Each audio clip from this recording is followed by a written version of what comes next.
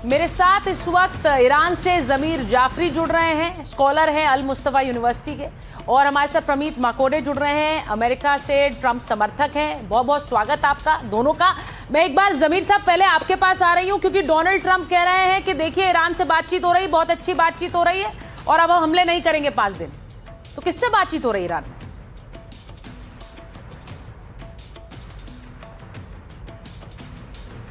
जमीर साहब आपकी आवाज नहीं आ रही है।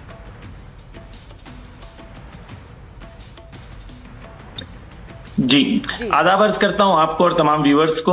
और ट्रंप जो हैं वो ईरान में मशहूर है कि कोई ऐसा नशा करते हैं और कोई ख़ास किस्म का नशा करते हैं कि रात को क्या कहते हैं सुबह उठते हैं उनको खुद नहीं पता होता है कि उन्होंने क्या कहा।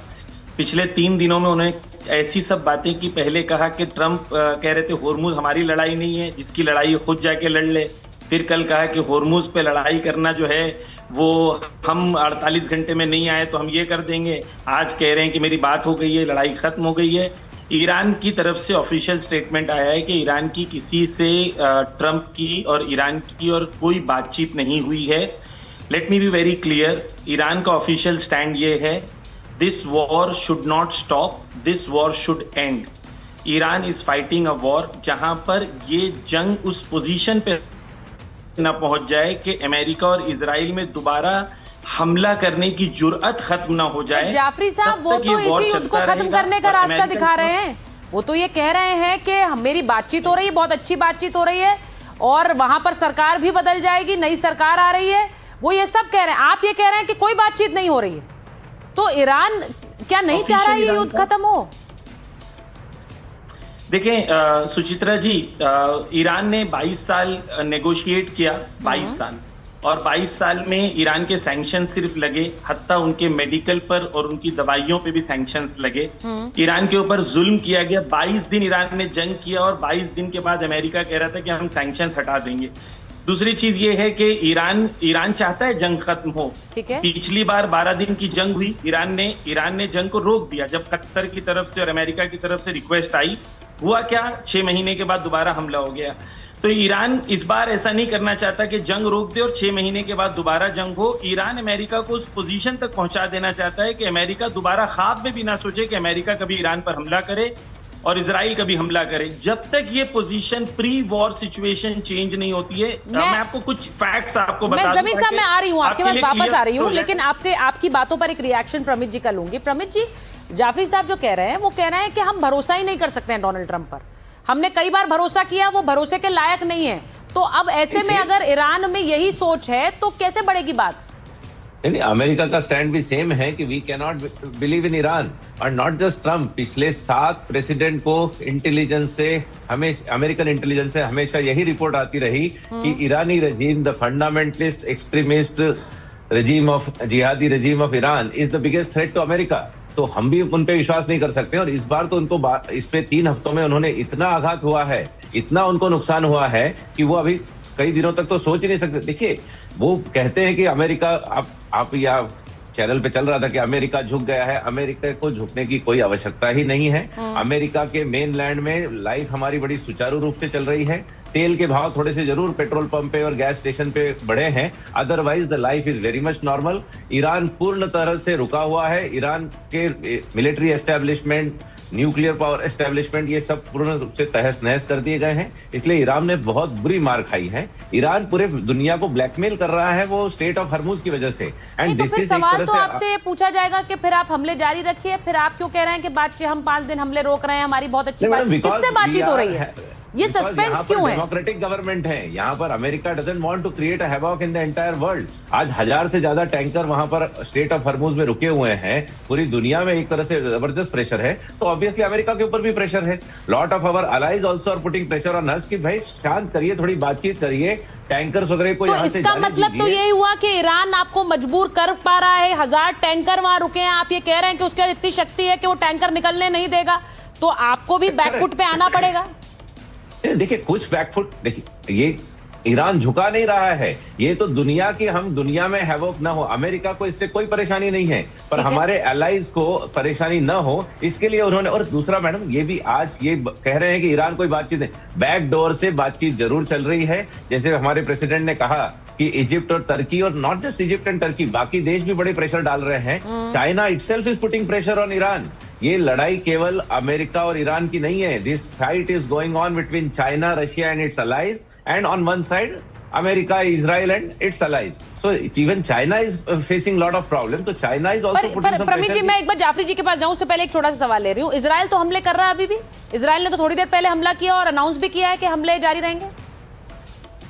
तो सीज फायर जो देखिए madam, what he was talking is escalation to escalation for deescalate. That is what the policy right now is, कि आपने इतना हार्ड प्रेशर बनाइए कि सामने वाला ब्लिंक करे। So what he has said is कि हमारे प्रेसिडेंट साहब कह रहे हैं कि भाई we are not going to attack on your power plant which is going to impact the civilians. तो सिविलियन इंफ्रास्ट्रक्चर पे हम लोग पीछे हटे हैं। अभी मिलिट्री एस्टेब्लिशमेंट के लिए सीज फायर की कोई बात नहीं हुई है। जाफरी साहब, सीज फायर, मुझे इन 5 दिनों के बाद पूरी दुनिया को क्या ये खबर आ सकती है कि सीज फायर हो गया, युद्ध रुक गया?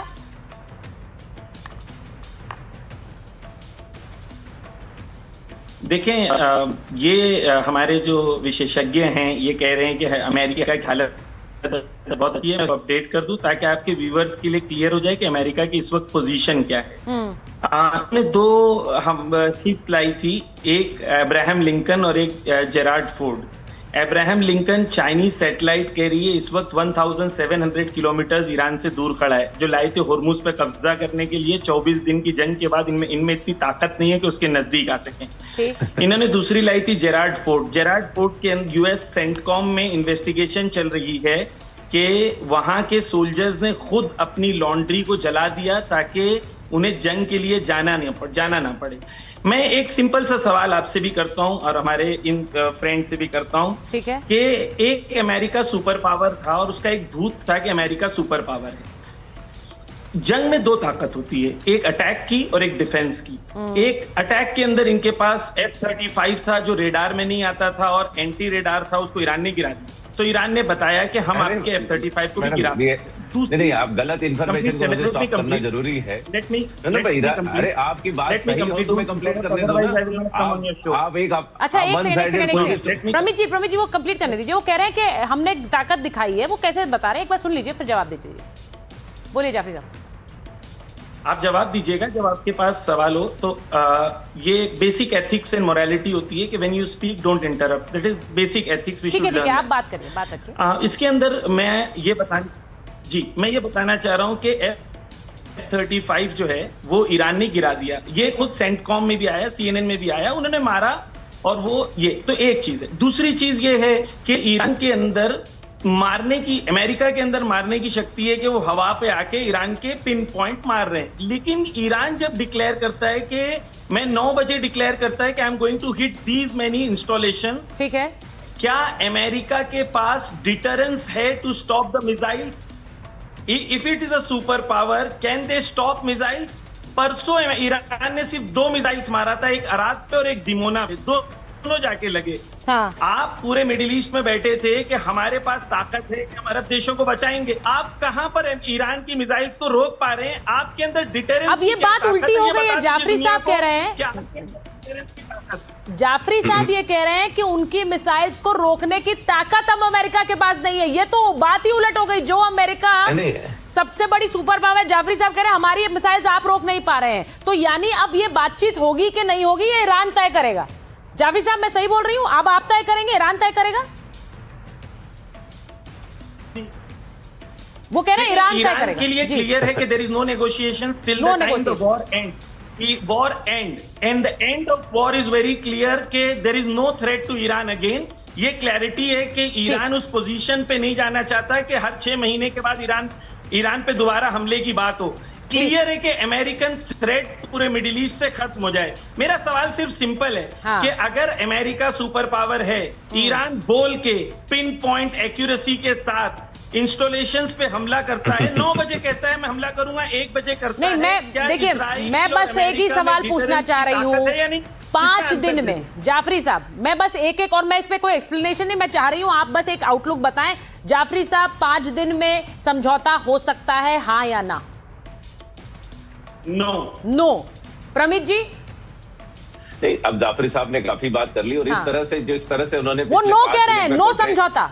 नहीं मैडम, पोर्ट्रे तो उन्होंने ऐसे कर दिया कि वो ईरान वॉर जीत रहा है, ईरान वॉर जीत चुका है और अमेरिका अपने घुटने पे है। तो जाफरी साहब ये किसी प्रकार की गलतफहमी न रहे और अमेरिकन मिलिट्री को भी गलतफहमी, ये युद्ध है, this is a war between two major countries. अगर आपके 100 लोग मरते हैं तो शायद 2 हमारे भी मरेंगे, पर 2 वर्सेस 100 जो प्रोपोर्शनैलिटी की सोचिए, आप अगर 200 मिसाइल दागते हैं तो 200 में से अगर 150 से 175 मिसाइल को हम हवा में ही खत्म करते हैं, बाकी 25 मिसाइल को उनके गंतव्य पे नहीं पहुंचने देते हैं और 5-10 मिसाइल अगर प्रमित जी मुझे बस ये कहना है, देखिए प्रमित जी मुझे बस ये कहना है कि अमेरिका एक सबसे ताकतवर मुल्क है, लेकिन इस वक्त शायद युद्ध खत्म करने का डिसीजन उसका अकेले का नहीं हो सकता है। ये बिल्कुल साफ हो चुका है, ये बिल्कुल साफ हो चुका है। लेकिन डोनाल्ड ट्रंप कह रहे हैं नई सरकार बनेगी और वो ये भी कह रहे हैं कि वहां पर अयतुल्ला भी आ सकते हैं। अब इसका मतलब क्या है?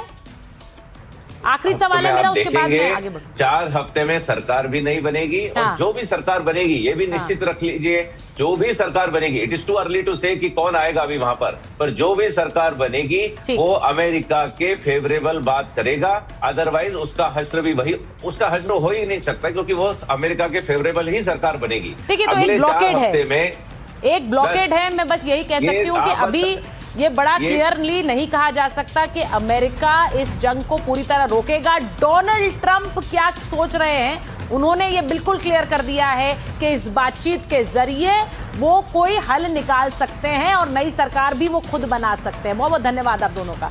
अब सीधी बात यह है कि अमेरिका के पास ताकत तो बहुत है, लेकिन इसके बावजूद हॉर्मुज में ईरान ने जो जाल बिछाया उसके आगे डोनाल्ड ट्रंप लाचार दिखाई दे रहे थे, बार बार स्टैंड बदल रहे थे, उनके खिलाफ अमेरिका से भी आवाज उठ रही थी। अब पूर्व अमेरिकी रक्षा मंत्री लियोन पेनेटा ने यहां तक कह दिया कि ट्रंप ने अमेरिका को फंसा दिया है। आपको दिखाती हूं क्या कह रहे हैं। वेस्ट एशिया का मौजूदा संकट डोनाल्ड ट्रंप ने खड़ा किया है, यह कह रहे हैं पेनेटा। पेनेटा ने कहा कि जंग छेड़कर ट्रंप कुएं और खाई के बीच फंस गए, यानी कहां जाऊं उन्हें पता नहीं चल रहा है। डोनाल्ड ट्रंप आज जिस स्थिति में है उसके लिए खुद वो जिम्मेदार है। ट्रंप युद्ध से हटे तो अमेरिका के कमजोर होने का संकेत मिल जाएगा और अगर लड़ाई जारी रखी तो हालात बद से बदतर हो जाएंगे और खराब हो जाएंगे। अमेरिका को पता था कि ईरान हॉर्मुज स्ट्रेट बंद कर सकता है। उन्होंने ये कहा कि अमेरिका में ये चर्चा हो चुकी थी कि अगर वो ईरान पर हमला करेंगे तो वो हॉर्मुज बंद करेगा। ट्रंप प्रशासन ने ईरान से जुड़े हर खतरे को नजरअंदाज कर दिया। ट्रंप ने बिना होमवर्क किए युद्ध शुरू किया है और ट्रंप ने जो किया दुनिया उसकी कीमत चुका रही। अब ट्रंप ईरान को कमजोर करना चाहते थे लेकिन ऐसा नहीं हो सका। तेहरान के नए सुप्रीम लीडर मुस्तफा खमेनी ज्यादा कट्टरपंथी हैं और इसीलिए ये बहुत बड़ा झटका हो गया है। अब ये आपको बताऊं कि लियोन पेनेटा अमेरिका के रक्षा मंत्री तो रह ही चुके हैं, वो CIA के डायरेक्टर भी रह चुके हैं। वो अमेरिका की ताकत और कमजोरियों को अच्छी तरह से पहचानते हैं। ट्रंप की नीति की आलोचना यूं ही नहीं हो रही, अमेरिका पर युद्ध का आर्थिक बोझ भी बढ़ गया है। अब आपको बताती हूं कि ईरान का युद्ध अमेरिका पर भारी कैसे पड़ा है। युद्ध पर अमेरिका ने हर सेकंड 10,80,000 रुपए खर्च किए। हर सेकंड 10 लाख। हर मिनट का हिसाब लगाएं तो ये 6.5 करोड़ होता है। अमेरिका हर घंटे युद्ध पर 392 करोड़ रुपए खर्च कर रहा है और एक दिन में 9400 करोड़ 9,400 करोड़ खर्च हो रहे हैं।